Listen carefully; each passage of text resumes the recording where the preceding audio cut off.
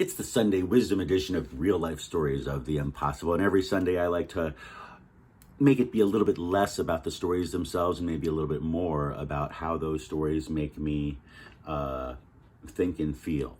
And since we went from the conversation of UFO sightings last week to actual alien abductions and human pregnancies, unexplained pregnancies due to alien sexual encounters because of that recent Pentagon report that got the 1,500-page report that just got released by the Pentagon because of the FOIA request.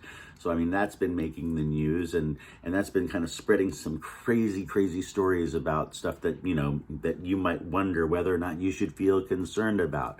And so what I figure I would do today is just kind of pull the lens back just a little bit so I can offer a little bit of grounding advice on how to maintain a healthy perspective on such matters. But first, take a moment to like, subscribe if you haven't, and also hit that notification bell by the subscribe button so I can continue to make videos just like this, just for you. These are my real life stories of the impossible. And I'm Alain Nu, the man who knows. And the reason why I feel like I am able to maintain, you know, a healthy distance from, you know, the stories that I talk about on this channel is not because I don't believe in the stories themselves, but really because back in the 1980s, I happened to be, you know, fortunate to be a student and protege of the late Mark Chervinsky. Mark was not just a Fortean philosopher, but also the editor-publisher of Strange magazine. He was also the owner of the still existing Dream Wizards gaming store, which is the longest running gaming store, brick and mortar gaming store in the world. And so, you know, again, this has been around since the 1980s. So I just happened to become a very good friend of his and a protege of his for the most part.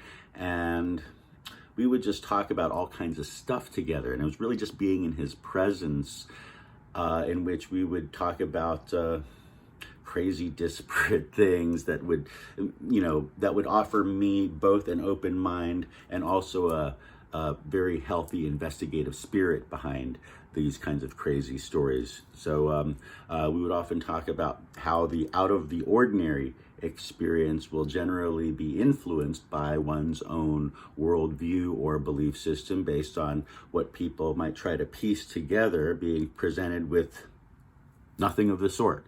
Right? People who might even go on hallucinogenic trips, for instance, will oftentimes experience what being embraced by like an alien, for instance, that shows them the universe that's completely, you know, not in the world that we live in. So that would be like, for instance, on an ayahuasca or DMT type of trip, you might experience something like that. Now, depending on what you know, and or what you believe in, and when and where the experience actually occurs, if you are being presented with something that is completely outside of your own human analog, you might be experiencing an alien, you might be experiencing a spirit, or could it be maybe a demon, or perhaps an angel, or a monster, or a Bigfoot. And so therefore it's important to keep an open mind when one experiences something that's not in your human wheelhouse.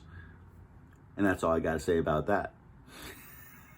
If you like this show, again, make sure you like and subscribe to this channel. We're trying to reach that goal of over 1,000 subscribers.